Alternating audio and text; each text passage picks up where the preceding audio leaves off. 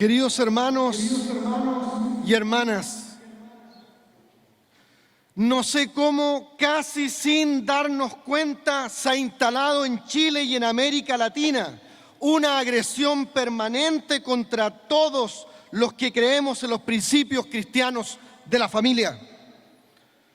No sé cómo se instaló una legislación que nos obliga a asumir la visión de un Estado totalitario, radical y progresista en materia de género y educación sexual precoz. Me hace pensar que esa realidad lejana hace unos años de enfrentar penas de multa y cárcel para los cristianos, hoy está a la vuelta de la esquina. ¿Saben por qué? Porque lo que predicamos y creemos los evangélicos es absolutamente contrario a la visión de género que promueve este mal llamado cambio cultural.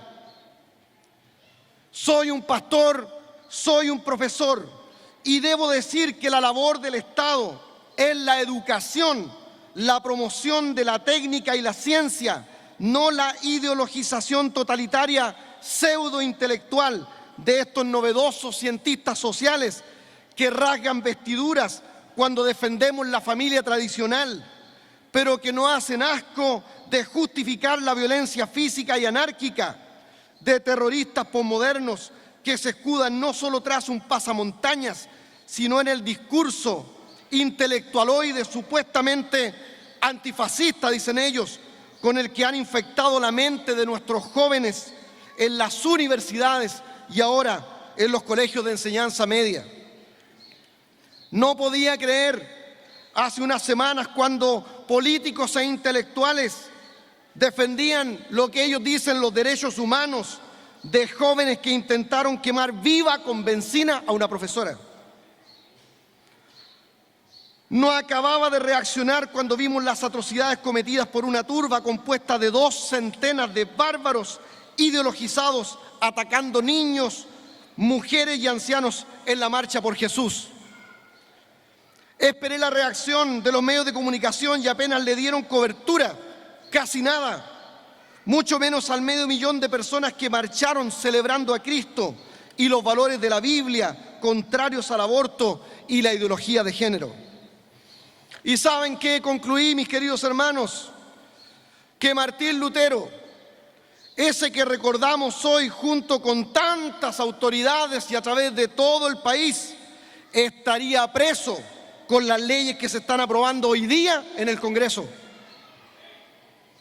Y frente a todo esto me dije, algo está mal, algo pasa en nuestra sociedad, algo está funcionando mal en lo íntimo de nuestra sociedad chilena actual. Queridos hermanos, vivimos o nos tocó vivir en una época de rápidos y vertiginosos cambios en la manera de pensar, en la manera de sentir y de interpretar la vida. De hecho, hoy la Iglesia enfrenta desafíos impensados hace años. Ya no se habla de modernidad, se habla de posmodernidad, la cual estudiosos definen como una nueva lectura social del mundo basada en los sentimientos y en una especie de pérdida de fe en la historia y en la ciencia. Se han puesto en cuestionamiento los valores tradicionales de la familia, la sociedad secular cristiana y comienza el imperio del relativismo y la peligrosa moral de situación.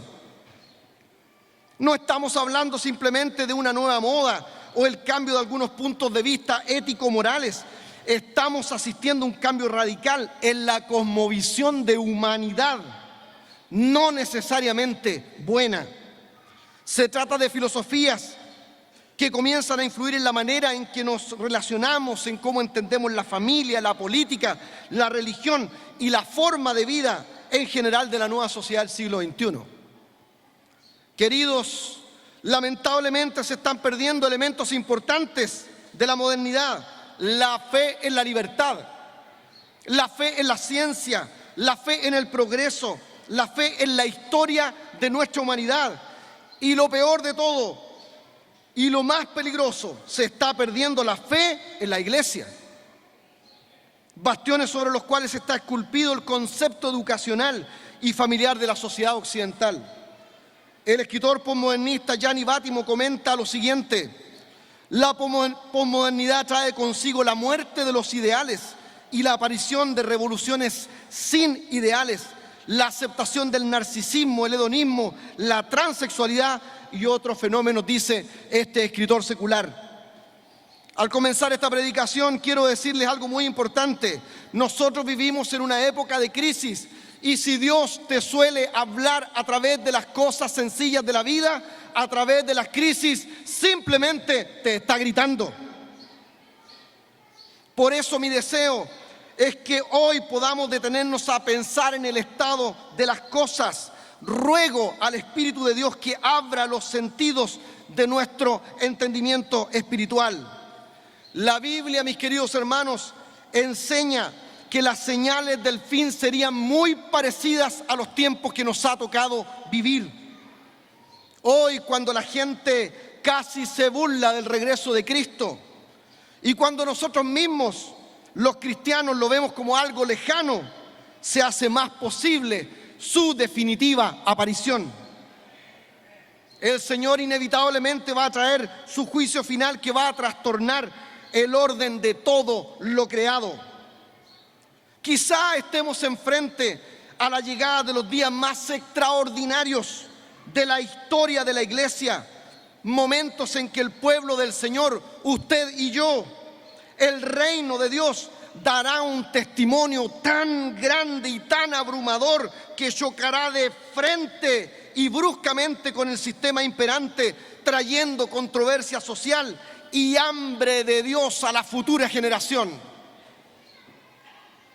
La palabra del Señor en el libro de Joel, capítulo 2, versículo 28 al 32, capítulo 3, primeros versículos, dice de la siguiente manera: y después de esto derramaré mi espíritu sobre toda carne, y profetizarán vuestros hijos y vuestras hijas. Vuestros ancianos soñarán sueños, y vuestros jóvenes verán visiones. Y también sobre los siervos y sobre las siervas derramaré mi espíritu en aquellos días, y daré prodigios en el cielo y en la tierra, sangre, fuego y columnas de humo. El sol se convertirá en tinieblas y la luna en sangre, antes que venga el día grande y espantoso de Jehová. Y todo aquel que invocare el nombre del Señor será salvo. Porque en el monte de Sión y en Jerusalén habrá salvación, como ha dicho Jehová, y entre el remanente al cual Él habrá llamado, usted y yo. Capítulo 3, versículo 10. Forjad espadas de vuestros asadones, lanzas de vuestras hoces. Diga el débil, fuerte soy. Bendito el Señor para siempre. El sol y la luna se oscurecerán y las estrellas retraerán su resplandor. Y Jehová rugirá desde Sión y dará su voz desde Jerusalén, y temblarán los cielos y la tierra. Pero Jehová será la esperanza de su pueblo y la fortaleza de los hijos de Israel. Bendito sea su nombre. Sin lugar a dudas, el profeta Joel es uno de los hombres más impresionantes del Antiguo Testamento. Su nombre significa Jehová es Dios, y probablemente ejercía el cargo de sacerdote en el templo. Su mensaje se caracteriza por descripciones precisas, figuras vívidas y un lenguaje poético descollante. Es posible que estemos frente a uno de los personajes más cultos de la época del Antiguo Testamento. Sus dos mensajes principales fueron la profecía de las langostas y el día del Señor grande y terrible. Son presentadas por él con una habilidad simplemente artística. Sin embargo, lo más atractivo de Joel es su alcance profético, el cual conecta su tiempo con los días del fin del mundo, quizás los días que nosotros hoy estemos viviendo. Describió 800 años antes la llegada de Pentecostés vale decir el descenso del Espíritu Santo sobre toda carne en el comienzo de la historia de la iglesia. Describió señales del cosmos y la naturaleza en tiempos del fin. Predijo la llegada de una etapa de evangelismo y misiones impresionante y sin precedentes de la iglesia en los días finales de la historia de la humanidad. Hizo famosa la frase: y todo aquel que invocare el nombre del Señor será salvo. Queridos hermanos, la profecía de Joel es muy atingente en nuestro tiempo de confusión, de caos y de este terrible relativismo moral. La palabra de Dios en este pasaje nos da consejos importantes a la iglesia cristiana actual. Dos para nosotros esta noche. En primer lugar, escuche bien, debemos estar despiertos y reaccionar. Iglesia Evangélica Tomesina, tienes que estar atenta y reaccionar. Bendito el Señor para siempre. Forjad espadas de vuestros asadones, lanzas de vuestras hoces. Diga el débil: fuerte soy. Queridos hermanos, uno de los temas recurrentes de los profetas y que también está en boca de Joel es el día de Jehová, descrito como grande y terrible. Será un juicio que Dios hará a su pueblo, la iglesia, y a las naciones de la tierra. Cuando leía este pasaje me sorprendía y decía: ¿por qué, Señor, este juicio tiene que venir primero a la iglesia? Porque eso es lo que dice la palabra del Señor. Y saben que entendí lo siguiente, que el juicio de Dios tiene que venir primero por la iglesia, porque si Dios no tolera el pecado del mundo, tampoco puede tolerar el pecado de su propio pueblo. Y me duele el corazón tener que decir esto. Bendito sea Dios. Lo digo con respeto y con mucho dolor. Mire lo que está pasando con la Iglesia Católica Romana. Hoy no pueden hablar. Han perdido la autoridad moral para hablar en el momento más importante de la historia de nuestro país. Y digo que lo digo con dolor, porque saben que yo entiendo que los pecados de la iglesia evangélica también nos pueden alcanzar. Tenga el Señor misericordia de nosotros. Pero el día de Jehová es un día que viene de manera ineludible. Joel está tan convencido que insiste en que nosotros, la iglesia, tenemos que arrepentirnos de nuestros malos caminos y estar a cuenta con el Señor. Y si somos sinceros, nosotros mismos estamos conscientes de que las cosas ya no dan para más. No pueden ser como las vemos.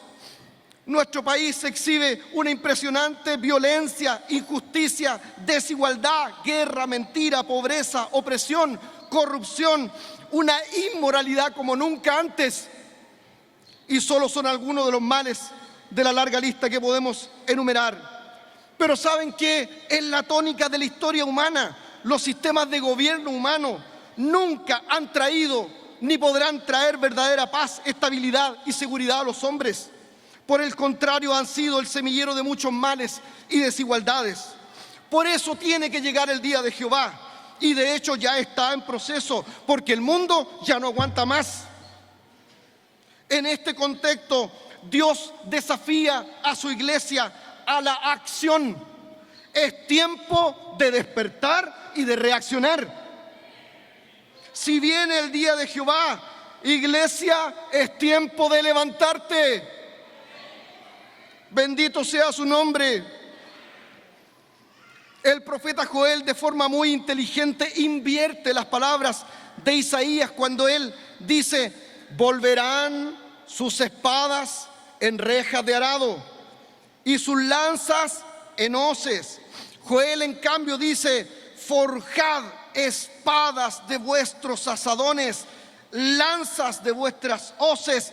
Diga el débil: fuerte soy. Lo interesante es entender que en tanto Isaías habla para el tiempo posterior al día de Jehová, cuando el reino del Señor ya se haya consumado, Joel Por el contrario, habla para nosotros que vivimos en medio de un mundo que se está resquebrajando socialmente a pasos agigantados y con un freno que se ha cortado sin remedio. Hay entonces un llamado a reaccionar y a despertar de nuestro sueño de indiferencia como iglesia, de nuestro sueño de falta de unidad, de nuestros sueños denominacionales que nos separan en esta lucha tan importante, en este tiempo que nos ha tocado vivir en nuestro país. Jesús dijo: vosotros sois la luz del mundo, no la luz del templo. Vosotros sois la sal de la tierra, no del templo. Queridos hermanos, usted es un tomecino igual que yo. Nos hemos criado juntos en esta comuna. Quiero contarles una historia corta de mi vida. Yo soy de una familia sencilla, nacimos en el Cerro Estanque, y mi padre, profesor, compró una pequeña casa cuando nosotros éramos muy pequeños en el centro o más cerca del centro de la ciudad, en el plano como nosotros decimos. A 200 metros de mi casa, cuando estaban construyendo esa población, había un lugar que le decían la Laguna de las Ranas. ¿Se acordarán algunos, no? Cuando en la noche cantaban las ranas, se escuchaba en todo Tomé. Algunos ya se están acordando. Y a nosotros los niños chicos nos encantaba ir a jugar a ese lugar y nos tenían prohibido ir, pero siempre íbamos a jugar a la Laguna de las Ranas. A mí me llamaba tanto la atención que llegaban unos señores ahí con unos palos largos y con una punta, con un gancho y una bolsa grande, y comenzaban lentamente a acercarse entre los pastizales, y de repente levantaban las ranas, unos tremendos animalejos, y nosotros, sorprendidos como niños, estábamos ahí mirando cómo ellos las cazaban, y ponían una adentro del saco y otra y otra. Y yo, como siempre he sido curioso y preguntón, me acerqué y le pregunté al Señor: ¿por qué ustedes cazan estos animalejos? ¿Por qué? Y Él me dice: lo que pasa es que las compran muy caras en los restaurantes chinos. Así que si usted ha ido a un restaurante chino, ya sabe lo que comió. Pero saben que luego, creciendo, supe que la carne de la rana es una carne muy preciada, muy deliciosa. Pero para que sea deliciosa hay que cocinarla viva. Y yo no me podía imaginar cómo pueden tomar un animalejo como esto y tirarla a una olla de agua hirviendo. Seguramente la rana saltará, dije yo.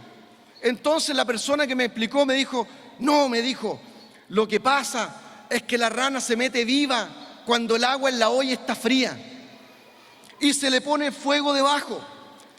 Y como la rana tiene una capacidad impresionante para adecuarse térmicamente, cuando el agua comienza a subir de temperatura, la rana está ahí tranquilita. Y sube la temperatura y la rana está ahí tranquilita. Y sigue calentándose la olla y la rana está ahí. El agua comienza a hervir y hervir y la rana no se ha dado cuenta cuando llegó al plato de la mesa. ¿Saben por qué les cuento esto, mis queridos hermanos? Porque hace 20 años te metieron en la olla y nos metieron fuego debajo de la olla. Y la iglesia se comenzó a acomodar y a acomodar y a acomodar. Y comenzamos a luchar entre nosotros, a desunirnos mientras subía la temperatura. Y hoy día la sociedad chilena está hirviendo.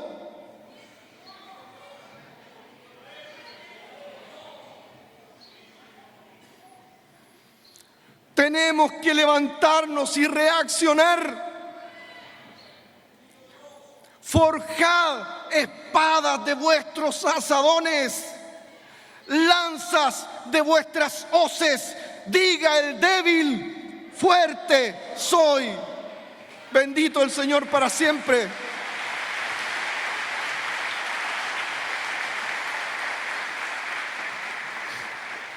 En segundo lugar, y finalmente, mis queridos hermanos, Escuche bien lo que dice el Señor esta noche. Los tiempos que vienen al mundo no serán mejores. En cambio, para la iglesia vienen tiempos de gloria.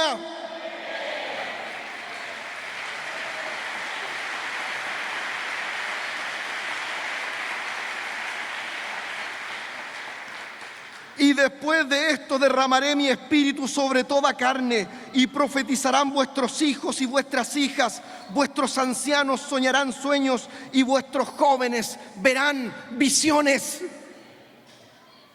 La situación histórica en que se desarrolla esta profecía es una horrible plaga de langostas. Era típico en Israel cada cierto tiempo, pero esta en particular fue de un apetito insaciable. Joel la describe como peor que un ejército invasor. No dejó nada vivo a su paso. Joel, de manera muy inteligente, conecta esta profecía con el castigo futuro de la maldad del mundo. Trata de hacernos ver que la plaga es solo una pequeña advertencia, una lección ilustrativa de lo que vendrá en el tiempo del fin. Así conecta la situación de su época con la nuestra. La plaga horrible y carnicera es una figura de los poderes satánicos de un mundo gobernado por el pecado como el que hoy estamos viviendo. Joel convoca un día nacional de oración para que se ayune y haya arrepentimiento. Joel nos enseña un principio espiritual muy importante, mis queridos hermanos. El arrepentimiento humano provoca la gracia y el perdón divino. Si mi pueblo, que mi nombre invoca, se aparta del mal, contrito de corazón, del cielo yo oiré su voz y sanaré su tierra, dijo Isaías. Es el lema de nuestra piedra ahí en el centro de nuestra plaza. Bendito el Señor para siempre. Fruto del arrepentimiento de su nación, Joel nos entrega una de las profecías más impresionantes que dará cumplimiento en estos nuestros días. Anuncia la llegada de un avivamiento sin precedentes en la historia de los hombres. El poder del Espíritu Santo, que en el Antiguo Testamento solo residía en reyes, profetas y sacerdotes, sería derramado poderosamente en nuestros tiempos sobre toda carne. La iglesia está recibiendo ese poder desde el día de Pentecostés, cuando Pedro estaba junto a los 120 en aposento alto. Pero los estudiosos de la Biblia concuerdan en que aún se sigue cumpliendo esta profecía, pero que viene un tiempo más poderoso en que veremos un testimonio tan abrumador, tan poderoso de la iglesia, que será acompañado con señales, prodigios y milagros como nunca has visto antes. Bendito el Señor para siempre. Y no puede ser de otra manera frente a un mundo que no reacciona ni con la violencia, ni con las armas, ni con la guerra, ni con la inmoralidad, pues los horrores más trágicos se han vuelto las noticias de cada día. Pero Dios va a usar a personas de carne y hueso, llenas de su Espíritu Santo, para traer un mover evangelístico sin precedentes. Es más, tengo que decirte esta noche, Dios te está llamando a ti, pastor, a ti, pastora, como nunca, a ti, mi hermano, a ti, mi hermana, a ti, joven, a ti, señorita. Aquí en Chile, aquí en Tomé, en América Latina y el mundo entero, Dios va a usarnos con un poder tremendo en los días que vienen. Gloria al Señor para siempre. Y no me digas que eres pequeño. Cuando veo cómo nos abruma el cambio cultural en este país y pareciera que nadie nos escucha y nos hacen ver como homofóbicos, gente mala, intolerante, injustamente, me pongo a pensar y digo, Señor, ¿me vas a usar a mí? Si yo soy pequeño, si yo no soy el mejor entre mis hermanos, y yo sé qué es lo que pasa por tu corazón. que estás pensando que eres pequeño para este tiempo en que Dios quiere usar la iglesia. Pero ¿sabes qué? Un profeta le dijo lo mismo al Señor cuando lo estaba llamando. Le dijo: Señor, tú me llamas a mí, pero si yo soy un niño. ¿Recuerda ese pasaje? Tú, Señor, me llamas a mí, si yo soy un niño. El Señor le respondió y le dijo: yo sé que tú eres un niño. Soy yo el que te estoy llamando. Porque la gloria y la victoria de la iglesia no depende de las capacidades personales, sino del poder del Espíritu Santo viviendo en los corazones de los hombres y de las mujeres que creen, que confían en el Señor, que están dispuestos a pagar el precio que significa servir a Cristo nuestro Señor. Bendito sea su nombre. Termino esta noche contando algo que es un pacto que tengo con Dios. Él me dijo que yo debo contar esto cada vez que tenga la posibilidad de predicar en algún evento. Hace unos años atrás, en uno de mis últimos viajes a España, me invitaron para ir a un congreso juvenil. Y yo le decía: Señor, ¿qué le voy a decir a los jóvenes en España? ¿Qué les voy a decir? ¿Qué quieres que yo les diga a ellos? Y como mi abuelo fue pentecostal y mi papá fue un pentecostal conocido en Tomé y mi mamá fue pentecostal y yo también fui pentecostal, a veces, aunque no le cuento a usted, le digo al Señor: dame un sueño, Señor. Dame un sueño, que me hable un profeta, Señor. No quiero llegar a ese país sin una palabra tuya. Y me dormí llorando y tuve un sueño. Estaba en el aeropuerto, en ese sector donde hay esta venta sin impuestos, en el duty free, y yo me acercaba a un aparador para comprar algo y yo veía que la persona que estaba atendiendo era nuestro Señor Jesucristo, en ese sueño. Y yo le decía: Señor, qué bueno que te veo. Dime, ¿qué es lo que tengo que decirle a los jóvenes de España? Y el Señor me responde y me dice: Luciano, este mensaje no es solamente para los jóvenes de España. Este es un mensaje que yo quiero que le des a todos los jóvenes y a esta nueva generación. Donde quiera que tú andes, dile lo que yo les voy a enviar como mensaje. ¿Y saben qué? El Señor me dijo lo siguiente: escucha bien, joven, escucha, nueva generación. ¿Estás poniendo atención? Nueva generación en Cristo. Jovencitos que Dios los está llamando. Están pasando las generaciones y esta es la generación de ustedes. ¿Saben qué me dijo el Señor? Dile a mis jóvenes que yo estoy contento con ellos. Diles que yo estoy alegre con ellos. Diles que estoy contento porque esta generación no se avergüenza de mi nombre. Esta generación no tiene vergüenza de decir que son cristianos. Los quiero, los jóvenes, porque ellos comparten mi música con sus amigos y no tienen miedo de decir que son cristianos. Pero diles también que tengo algo contra ellos.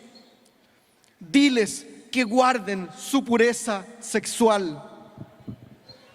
Y saben que esto me golpeó el corazón, porque miro que las cosas que están pasando en nuestro país son de un calibre, de una inmoralidad impresionante. Y si Dios va a usar una iglesia, si Dios va a usar pastores, pastoras, predicadores, tendrá que usar gente llena del poder del Espíritu Santo, que estén dispuestos a vivir en la santidad de nuestros antepasados.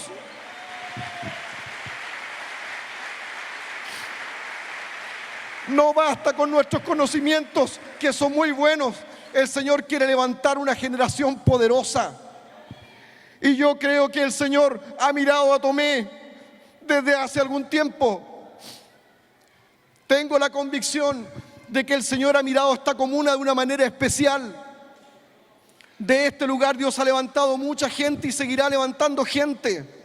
Y yo oro por esta nueva generación, por estos jóvenes, mis queridos pastores. Ustedes saben cuánto los quiero y los respeto. Este es el tiempo de la nueva juventud. Tenemos que levantar a los jóvenes. Tenemos que preparar la nueva generación. Este es nuestro trabajo. Bendito el Señor para siempre. Queridos, es tiempo de estar despiertos y reaccionar. Cambiad vuestras rejas de arados por espadas. Hagan lanzas de vuestras hoces. Diga el débil, fuerte soy. Los tiempos que vienen al mundo no serán mejores. En cambio, para la iglesia vienen tiempos de gloria. Concluyo diciendo lo siguiente. Iglesia Evangélica Tomesina, no es una opción para nosotros el aceptar el desafío a ser contados como oveja de matadero. Esa es nuestra vocación. Nuestro servicio y nuestro amor a Jesús. Solo nos queda confiar y obedecer, ser participantes, constructores de la historia de la iglesia en medio de este tiempo en el que nos ha tocado vivir. Si creemos en el cumplimiento de las promesas que acompañan a la proclamación del Evangelio, como nunca el Espíritu Santo va a estar con nosotros. No tengan miedo. Dios está llamando hombres y mujeres que estén dispuestos a seguirle a Él y su plan para este mundo hasta las últimas consecuencias. Escucha bien, iglesia. Maranata, ven, Señor, pronto.